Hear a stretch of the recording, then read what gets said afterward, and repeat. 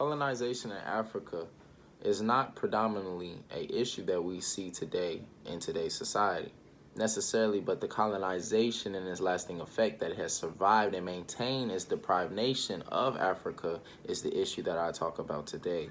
It's the long-lasting effect that Africa still sees and faces with the power revolts and the reforms that Africa cannot get a grasp of.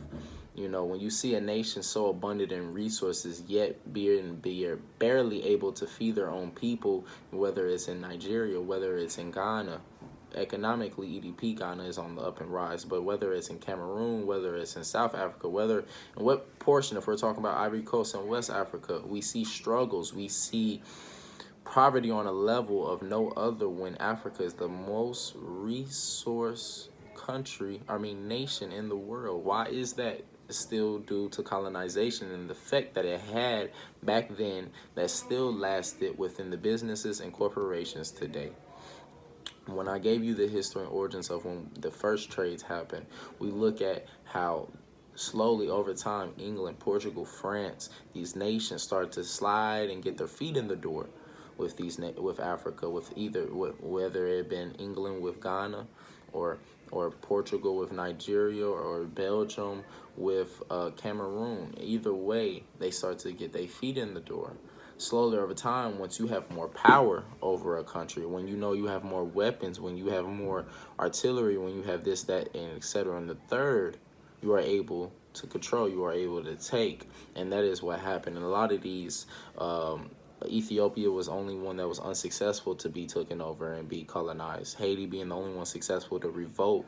But you see all of these nations being power surge, being held within to work and do duties of their own labor, but not for their own nation. That is what colonization was. It was the work and the taking of African resources of these different countries or states in Africa and fueling them nothing but the Europeans. We see these terrible trades. We see terrible practices.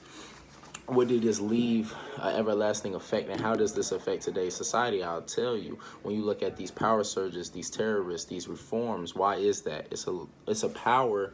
It's this that people want to grasp that's in the air that's been left by Europeans for not us, but for people in Africa to fight over. You see, when you look at the issue in Uganda crises, or when European not settlers, when they came in to start to control factories and build and manufacture, they chose a nation, they chose a 15% percentile of the Tutsi population over the dominant 80% population. Why is that? It's because of their genetics. It's what they look more European.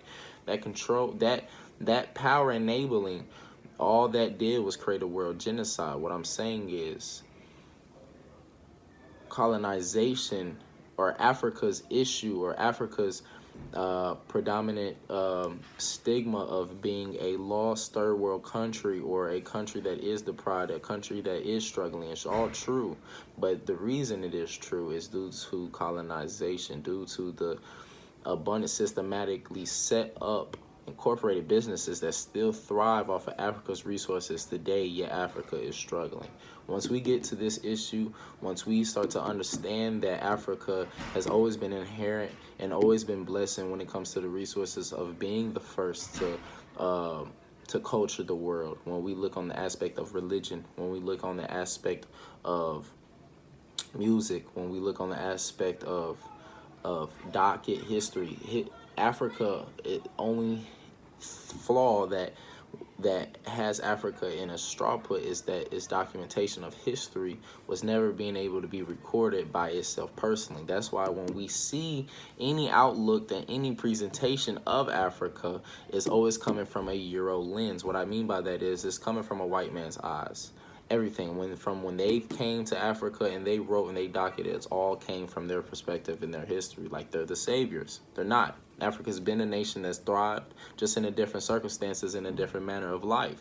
When we look at the Kingdom of Benin, Kingdom of Congo, all these successful, when you look at Mansa Musa, when you look at all of these successful and rich, thriving people and nations in Africa, when you look at these kingdoms, we see that it has been there, but it's been taken. It's been flipped in a different way, and I'm opening you guys' eyes and perspective to do your research and know the lasting effect that colonization has had in Africa, and where do we go from here to help decolonize and help break down the structural damage that was put in Africa since the 1800s. You know, when you look at the Belgium Conference in 1886, that doesn't get brought up a lot, how unjustifiably unhuman it is to separate a country between others, between Germany, Portugal, France, and England, of, okay, how are we going to take, and let's not bump heads, how we can get the resources, what countries are. We're drawing lines here,